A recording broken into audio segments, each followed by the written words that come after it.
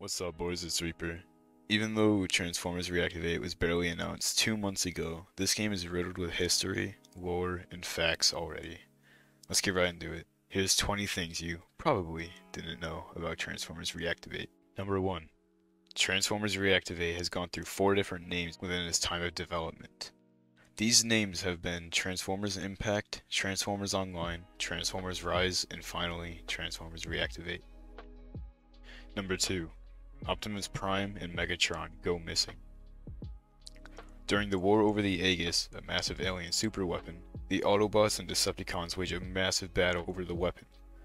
After the AEGIS explodes, Optimus Prime and Megatron end up missing, and we spend some of, if not a big chunk of the game looking for them.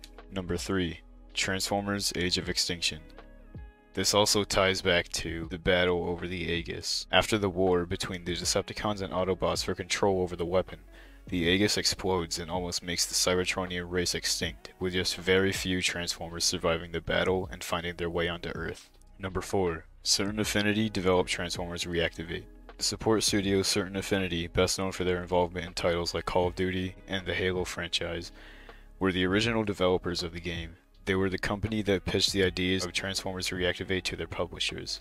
They went on to develop the game for 3 years before Splash Damage took over. Number 5. We do not play as fucking humans.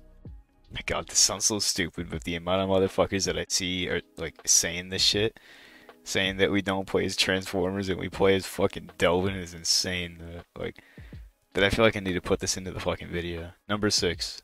The game is not a first-person shooter. This also sounds absolutely fucking dumb. Who even thought of this shit?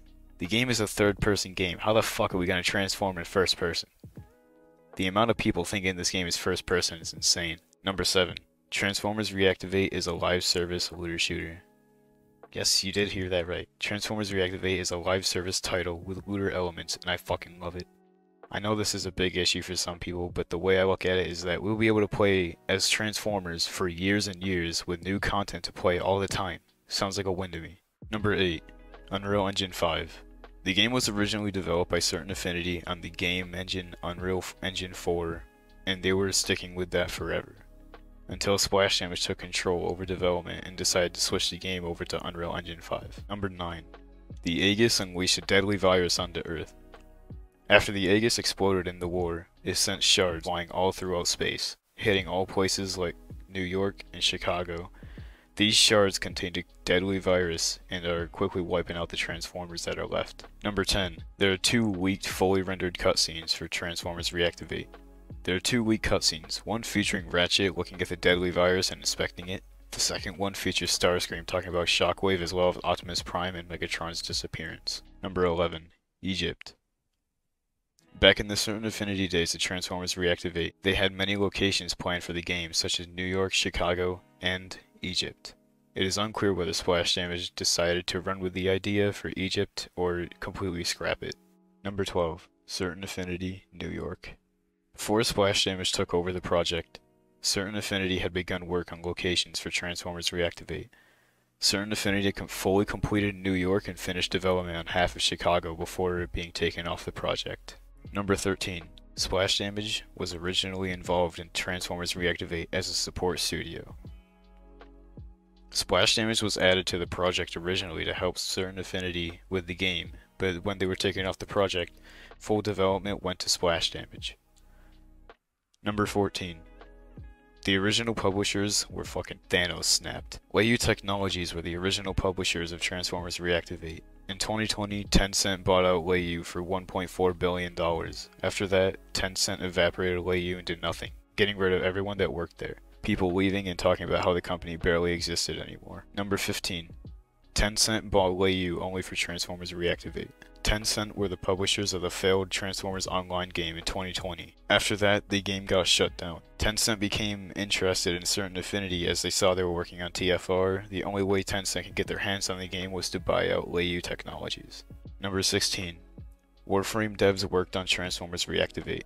It was revealed by RoboGamer1HD that Splash Damage and Digital Extremes were helping with the game. This was most likely because Splash Damage needed help balancing gear, movement, and stats. Number 17, Marketplace. There's a marketplace in Transformers Reactivate just like Warframe. You can use base game currency and premium currency to buy skins, weapons, and Transformers. Number 18, Leaked Pitch. The original documents used to pitch the idea of Transformers Reactivate to Leyu Technologies in 2017 were leaked, revealing story details, gameplay details, as well as the model of the game. Number 19, Destiny and Warframe.